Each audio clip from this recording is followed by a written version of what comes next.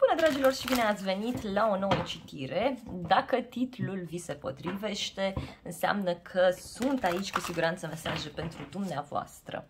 Hai să vedem. Nu uitați că este important momentul în care voi vă uitați la această filmare, nu momentul în care ea a fost postată. Iar pentru cei care vă doriți să fiți la curent de fiecare dată când eu încarc câte o citire, puteți să apăsați butonul abonează-te, să apăsați clopoțelul și YouTube o să vă anunțe de fiecare dată când apare o citire nouă. Iar pentru cei care vă doriți citiri pe zodii, avem și așa ceva pe canalul Tarot Soare și Lună. Am lăsat un link în descriere și în primul comentariu. Haideți să vedem.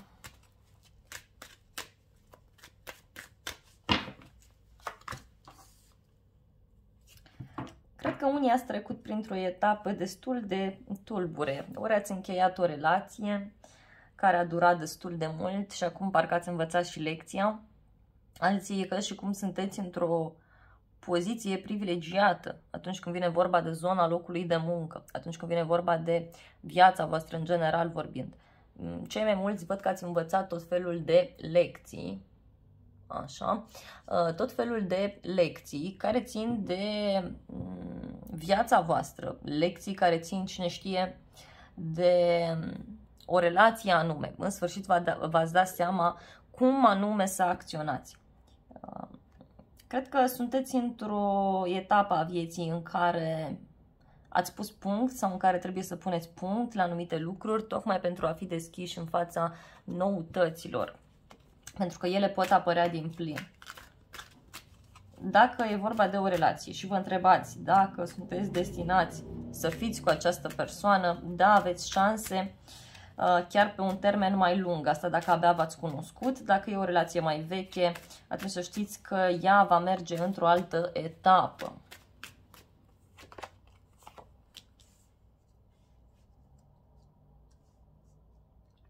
Într-o altă etapă. Și mi se pare foarte interesant faptul că ceva vă provoacă, văd aici, ceva vă provoacă, o persoană, o situație și e nevoie să dați dovadă de multă înțelepciune, de multă iubire. Posibil să fie vorba de o nouă etapă într-o relație care presupune mai multă pasiune, care presupune mai multă voie bună și mai multă dorință din partea voastră, dar și din partea celelalte persoane de a vă deschide în fața relației. Mi se pare interesant că cei mai mulți e ca și cum v-ați conștientizat adevărata poziție și parcă vreți altceva, parcă vreți să încheiați anumite relații, anumite prietenii, vreți să faceți diferite schimbări în viața voastră, iarăși, care pot ține de zona locului de muncă. Pentru unii, da, văd o poziție înaltă pe care o puteți atinge pe zona locului de muncă, mai ales dacă alegeți să încheiați anumite lucruri, mai ales dacă alegeți să finalizați, știu eu, o situație care nu vă favorizează. Pentru alții, în schimb, văd că cineva o să vă propună o împăcare sau o reparare a unei relații, a unei situații. Văd aici că aveți o pasiune pentru un anumit domeniu, pentru ceva anume și tocmai acest lucru vă face să doriți să scoateți și bani din asta sau să puneți în practică. Văd un nou început aici. Poate o nouă persoană pe care o puteți cunoaște la locul de muncă pentru cei singuri. Pentru cei aflați într-o relație, în schimb, se vede foarte clar aici faptul că ori lucrați la un proiect împreună, ori vreți să încheiați ceva și să treceți într-o altă etapă a relației. E ca și cum doriți să reîntrețineți sau să întrețineți flacăra iubirii, pasiunea dintre voi. O persoană nouă, iarăși, sau o noutate pe care o faceți împreună cu persoana de lângă voi. Parcă lucrați la ceva, aveți deja o experiență și lucrați la ceva, vreți să arătați lumii ce anume vreți să faceți, vreți să arătați lumii cum anume vreți să acționați, vreți să arătați celorlalți puterea pe care voi o aveți. Văd niște bani care vin dintr-un nou proiect pe care l-ați început Sau pentru cei care vreți să începeți ceva nou, acum e momentul, da? Acum în momentul în care vă uitați la citire, pentru că acești bani pot veni ori din donații, ori poate fi o sursă secundară de venit. Un nou început aici, iarăși, care ține de ideea aceasta de a împărți bani, de a împărți resursele comune pe care le aveți cu ceilalți. Și totuși văd o mulțumire, o împlinire pe care o veți avea, care poate ține de zona voastră emoțională, de iubire, de o persoană de la drum care vine către voi sau un drum pe care voi îl faceți. Dar pentru cei mai mulți e ca și cum dobândiți o poziție privilegiată, o poziție înaltă în care puteți să acționați, în care puteți să spuneți lucrurilor pe nume. Ia să vedem, dragilor, despre ce este vorba.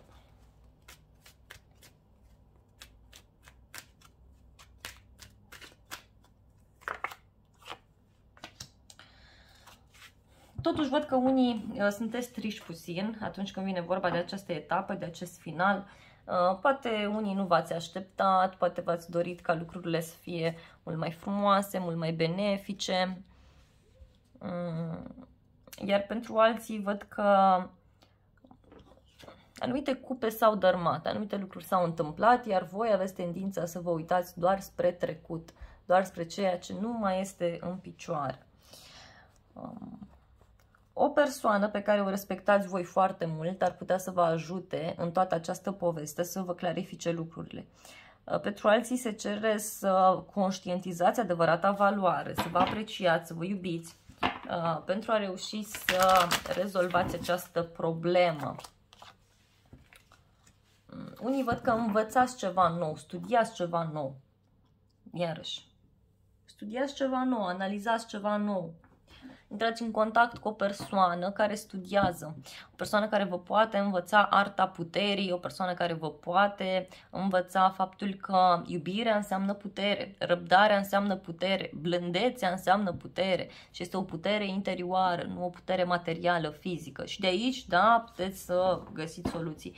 O persoană mai tânără care vă poate provoca, mai văd, sau niște provocări care apar din zona studiului, pentru cei care studiați ceva. O să aveți ceva de lucru, ceva ce ține de zona medicală, poate unii încercați să rezolvați o problemă de sănătate și atunci da, aveți șanse, dar pentru alții dintre voi, văd aici foarte intens faptul că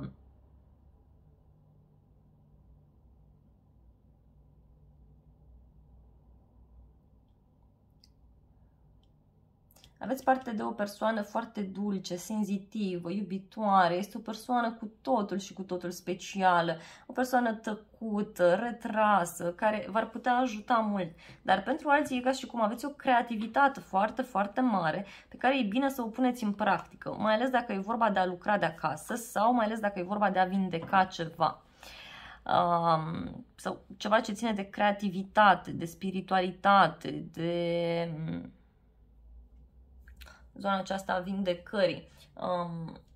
Totuși văd că o femeie, ori, nu știu, un terapeut, cineva ar putea să vă ajute mult să reparați o relație, să rezolvați lucrurile.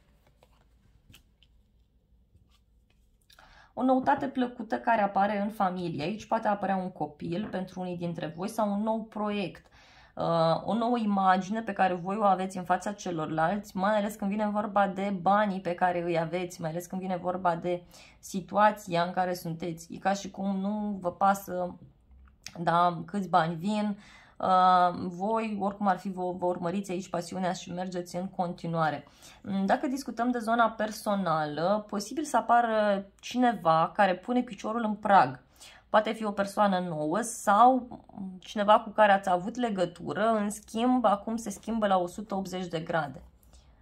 Foarte frumos, foarte, foarte frumos. Cineva care are niște probleme cu niște bani, cu o împărțire de bani, cu un divorț ceva, nu știu, sau cu locul de muncă și care trebuie să ia o decizie. Și după această decizie, știți că lucrurile se schimbă în viața voastră destul de mult, destul de mult. Chiar dacă inițial poate nu sunteți deschiși să încheiați această relație sau să continuați, totuși, dragilor, pentru cei mai mulți dintre voi, văd aici iarăși o logodnă, o căsătorie, ceva extrem de frumos. Dar ceva ce este mai ascuns sau ceva ce o să se întâmple la o vreme de seară. Poate ceva frumos care se petrece de ziua voastră de naștere sau de ziua cuiva sau într-o zi de sărbătoare, oricum ar fi. Și văd aici niște planuri pentru un viitor mai îndepărtat pe care vi le faceți. Planuri care posibil să vină la pachet cu niște provocări care să vă ceară să vă schimbați foarte mult ideea despre viață, să vă schimbați principiile, ideile și așa mai departe. Este foarte interesant să știți că aveți cărți extrem de frumoase, extrem de bune. Vă pot spune că femeile au un rol foarte important în viața voastră, indiferent că sunteți femeie sau că sunteți bărbat.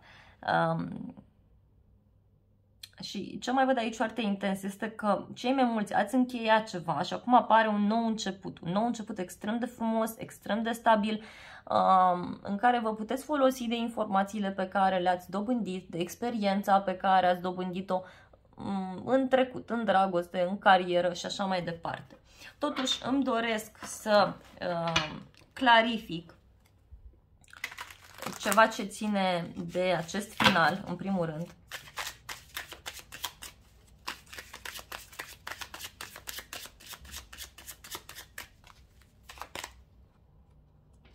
Da, e un final cu răsunet, ceva ce vă place. Discutăm de un succes, de o pasiune de-a voastră care vă duce într-un punct înalt și văd o înțelegere pe care ați făcut-o cu cineva sau pe care o veți face, un contract, o asociere, un parteneriat. Și asta e bine. Foarte multă speranță văd aici pentru acest nou început, pentru această nouă etapă în relație sau pentru această noutate. Nu știu, v-ați schimbat părul, l-ați schimbat hainele, ați schimbat ceva, ați schimbat look-ul și acum vă simțiți foarte plin de viață. Da, voiam să vedem ce începe, da, ce începe. Dragilor, s-au întors mai multe cărți, le voi lua pe toate. În primul rând aici e ca și cum vreți să vă eliberați dintr-o situație. Alții, posibil să încercați să reparați sau să munciți la relația asta fără să vă mai intereseze dacă mâncați, dacă vă odihniți. Dacă e vorba de vreun proiect, vedeți că aveți ocazia să vă supra-solicitați. E adevărat, sunteți foarte încântați de ceea ce apare în jurul vostru, simțiți că este exact ceea ce vreți voi să faceți, de când vă știți voi, de când v-ați născut. Dar dacă e vorba de o relație, se vede foarte intens aici această energie de suflet pereche. Poate un copil care ar putea să apară, 2 copii sau niște noutăți din partea acestora. Iarăși, cartea familiei, deci ceva cu totul și cu totul special. O împlinire mare din punct de vedere financiar. Văd că ați așteptat, da? O să fiți și în așteptare, dar e ca și cum sunteți atât de încântați de această persoană sau de ceea ce vine către voi, încât nici măcar nu vreți să auziți, nici măcar nu vreți să știți. Au mai sărit și aceste cărți și le voi lua în considerare. Iarăși, arcana majoră lumea, care iarăși vorbește de un final, de ceva ce se încheie. Ceva ce se încheie și care vă ajută extrem de mult să arătați adevărata voastră față oamenilor, să arătați adevărata voastră față celorlalți, persoanelor din jurul vostru, familiei, prietenilor. Și atunci când deveniți autentici, deveniți sinceri, apare și victoria, apare și oficializare. Zodiile implicate, ce zodii văd aici, dar nu este neapărat să aveți legătură cu semnele zodiacale de care vă spun eu aici. Unii aveți legătură, alții nu aveți nicio treabă. Da? În primul rând văd leu, foarte multe monede, deci zodii de pământ, taur, fecioară, capricorn, posibil și zodii de apă, rac, scorpion, pești,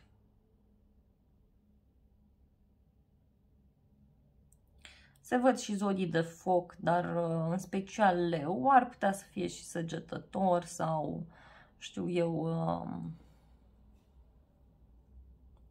berbec.